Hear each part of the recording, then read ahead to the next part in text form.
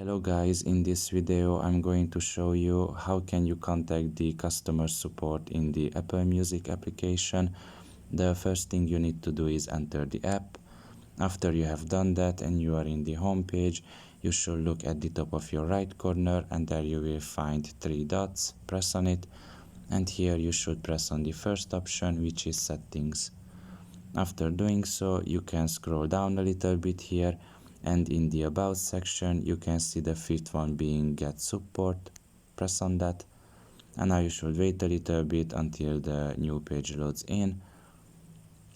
Once that is done, you have to select the problematic topic where you need help, for example setup and usage. You just press on it, press continue. And after a little waiting, you can see articles about the problem. You can just press on them and see the details. Maybe the article can help about the problem that you have. If that doesn't work, you can scroll all the way down here and you can see that you can either chat with a customer service representative or just call them. So it's up to you which one you want. If the articles didn't help, you can do either of these options and you can see that the wait time is usually 2 minutes or less.